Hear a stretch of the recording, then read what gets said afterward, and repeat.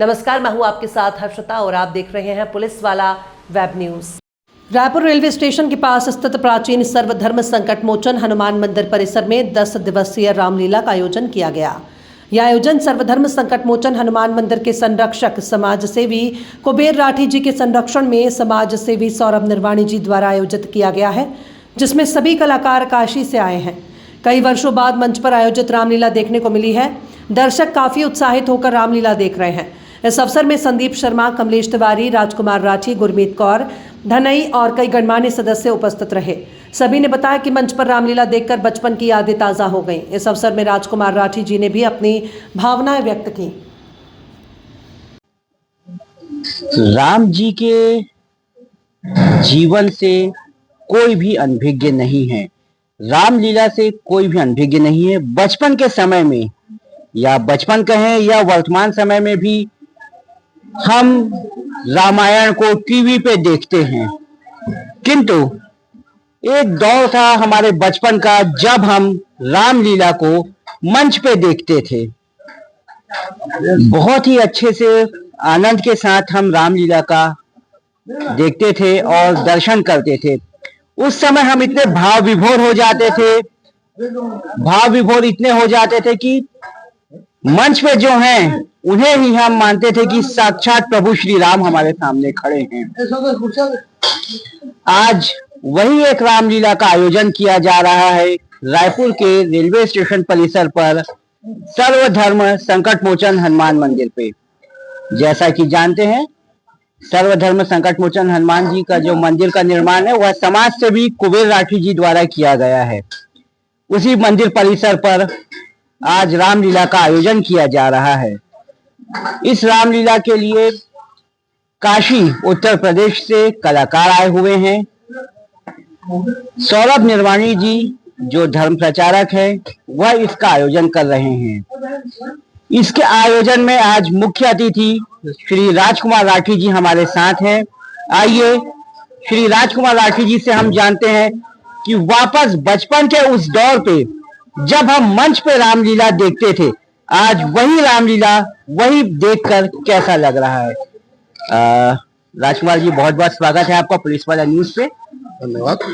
देखिए, हम लोग जब छोटे थे तो बचपन में गुढ़ियारी पड़ाव में रामलीला का आयोजन होता था और ये जो हमारा दादा बाड़ी है वहां पर लगातार कृष्ण लीला का आयोजन होता था। और मैं समझता हूँ आज हम लोग को धर्म के बारे में जो भी जानकारी है उसका बहुत बड़ा कारण मैं आपको जो बता रहा था कि गुढ़ियारी पड़ाव में रामलीला का आयोजन होता था। हम लोग रोज रात में जाते थे, वहां पर 7-8 बजे से स्टार्ट होती थी, 11 बजे रात तक चलता था। 6-7 साल की उम्र से हम लोग लगातार देखते थे, तो वास्तव में एक संस्कार मिलता था। बाद में आपको मालूम है कि रामानंद सागर की रामायण सीरियल जो चलता था तो ऐसा लगता था कि पूरे देश में जो 45 मिनट 50 मिनट का एपिसोड होता था, ऐसा लगता था कि पूरे देश में कर्फ्यू लग गया है। जब उसकी इतनी लोकप्रियता रही तो बाद में महाभारत सीरियल भी बना। और मैं समझता हूँ धर्म की जानकारी अगर अधिकांश लोगों को देश में हुई है तो उसमें रामायण की बहुत बड़ी भूमिका रही है, रासलीला की भूमिका रही है, और रामानंद सागर जी के रामायण और महाभारत की जो भूमिका रही है उससे निश्चित रूप से धर्म की जानकारी हम लोगों को होती है। और सनातन धर्म के बच्चों को मालूम होना चाहिए कि हमारा धर्म क्या है। भगवान राम अगर मर्यादा पुरुषोत्तम बने तो मैं समझता हूँ कहीं ना कहीं जो 14 साल का वनवास था वो उसका बहुत बड़ा कारण था। उस 14 वर्ष के वनवास के कारण भगवान श्री राम जो है मर्यादा पुरुषोत्तम श्री राम कहलाए। तो ये मैं समझता हूँ जब भी आदमी तकलीफ सहता है, और सबसे बड़े भाग्य की बात है कि दंडाकरण प्रदेश छत्तीसगढ़ जो कौशल प्रदेश बोलते हैं, माता कौशल्या के प्रदेश के नाम से जाना जाता है, और राजधानी रायपुर को हम लोग भगवान राम के ननिहाल के रूप में जानते हैं। तो निश्चित रूप से भगवान राम का काफी समय छत्तीसगढ़ में कौशल प्रदेश में बीता है। और मैं अभी धर्म की बात कर रहा था, आपको बता रहा था कि विल पावर का क्या महत्व होता है, ये भगवान राम से सीखने की आवश्यकता है। भगवान राम को जब जटायु बताता है कि माता सीता का हरण हुआ है और रावण जो है उनको दक्षिण दिशा की ओर लेके गया है, तो वो पूछते हैं जटायु जी, क्या मैं दशरथ जी का पहले देहांत हो गया रहता है? राम भगवान के वनवास से ही जो है दशरथ जी प्राण छोड़ देते हैं। तो बोलता क्या मैं पिताश्री को, आपके पिताश्री को बता दूं कि माता सीता का हरण हो गया है? बोले नहीं, तुम दशरथ जी को मत बताना, मेरे पिताश्री को मत बताना। मैं रावण को जब परिवार के साथ मारूंगा और वो जब स्वर्ग लोक पहुंचेगा और मेरे पिताश्री पूछेंगे कि रावण तू कैसे आया, तब रावण बताएगा कि मैंने आपकी बहू के अपहरण का अपराध किया था, दंड स्वरूप राम ने मुझे भेजा है। आपको इस स्टोरी के माध्यम से ये बताना चाह रहा हूं कि पांव में चप्पल नहीं, खाली धनुष बाण जो है राम भगवान की लक्ष्मण जी धारण किए हैं, और उनके पास ना कोई सेना ना कोई व्यक्ति। उसके बाद उनका विल पावर इतना मजबूत था, उन्होंने कहा रावण को पूरे परिवार के साथ मारूंगा, जबकि रावण बहुत बलशाली प्रभावशाली व्यक्ति था और लंका का राजा था। भगवान राम ने संदेश देने का प्रयास किया कि आदमी अगर मन में ठान ले तो कोई भी काम दुनिया में संभव नहीं है। कहीं ना कहीं हम लोगों को दृढ़ निश्चय करने की आवश्यकता है और उस रास्ते पर चलने की आवश्यकता है। और सबसे बड़ी बात आप देखेंगे, भगवान राम अगर चाहते तो वहां पर सब पूरे देश में राजा होते थे।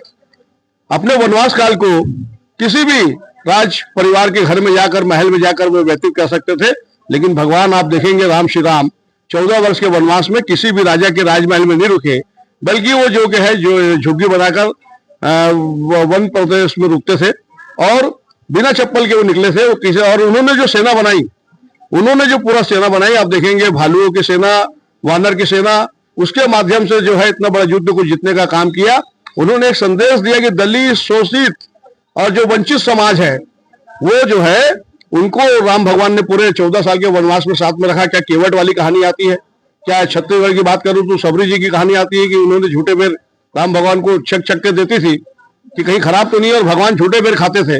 तो दलित, शोषित, वंचित समाज को साथ रखने का काम उस युग में, ये त्रेता युग की बात मैं कर रहा हूं, तो भगवान राम ने किया था।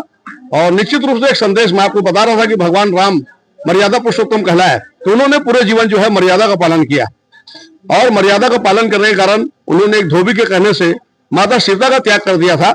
एक संदेश उन्होंने किया कि अगर जनता कहती है, प्रजा जो कहती है, उस बात का मैं पालन करूंगा। ये जानते हुए कि माँ सीता पवित्र है, उन्होंने माता सीता का त्याग किया था।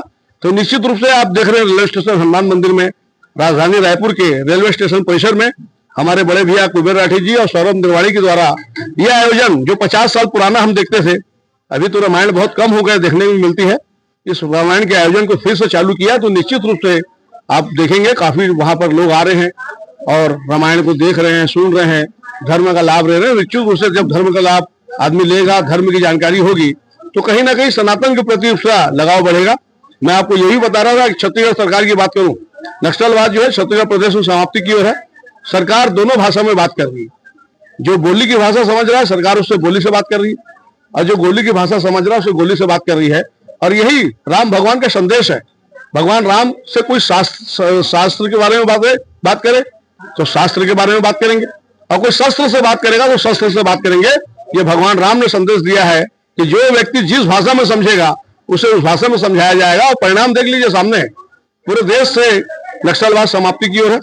126 जिले में जब इस देश में कांग्रेस की सरकार थी तो नक्सलवाद था, आज वो सिमट कर 12 जिले में हो गया है।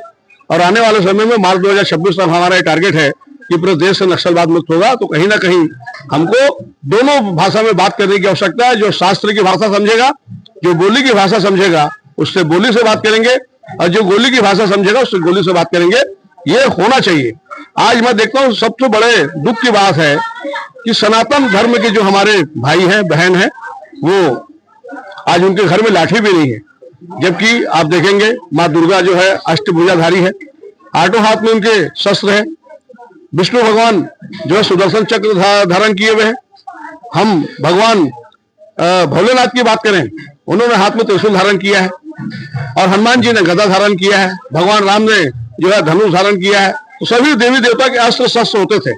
आज हम वहां से विमुख हो गए हैं। हमारे घर में भी कहीं ना कहीं तलवार होना चाहिए, हमारे घर में भी कहीं ना कहीं से लाठी होना चाहिए, कि अगर कोई विधर्मी हमारे घर पर हमला करता है, हमारे सनातन को चुनौती देता है, तो उसका प्रॉपर जवाब दिया जा सके। मैं आपके माध्यम से सनातियों को फिर से सावधान करता हूं, और मैं समझाइश भी देना चाहूंगा कि वे हथियार अपने घर में जरूर रखें, क्योंकि देश में आज जो परिस्थिति बन रही है, आप देखेंगे बड़े दुर्भाग्य का विषय है कि पूरे देश में 10 राज्य जो अल्पसंख्यक हो गए हैं। हमारी गौ माताओं को जो है आप केरल में जाके देखेंगे तो उनको रोड में काटा जा रहा है, और हम देख रहे हैं इससे बड़ा दुर्भाग्य नहीं हो सकता, लगातार गौ हत्या हो रही है। जबकि गौ माता को हम ये मानते हैं कि 33 कोटि देवी देवता का वास है, और उसको रोड में काटने का काम एक समाज विशेष के लोग कर रहे हैं खाली हिंदुओं को चढ़ाने के लिए। इस पर प्रतिबंध लगना चाहिए, गौ हत्या बंद होना चाहिए, और भारत जो है हिंदू राष्ट्र घोषित हो। और जो रविवार की छुट्टी थी, आपको मालूम था एक समाज विशेष उस समय देश का शासक था। अंग्रेज रविवार को चर्च जाते थे तो उस दिन रविवार को छुट्टी रखते थे। हम आपके माध्यम से प्रधानमंत्री नरेंद्र मोदी से मांग करते हैं कि रविवार की छुट्टी को हटाकर मंगलवार को जो हनुमान जी का दिन है, सभी हमारे सनातनी उस दिन हनुमान जी के दर्शन करने के लिए जाते हैं, तो उस दिन जो है छुट्टी डिक्लेयर होना चाहिए। भारत को हिंदू राष्ट्र घोषित किया जाना चाहिए और गौ हत्या पर पूरा जो है पूरी तरह से प्रतिबंध लगना चाहिए। आपके माध्यम से मैं अपनी भावना को प्रधानमंत्री जी के सामने व्यक्त कर रहा हूँ।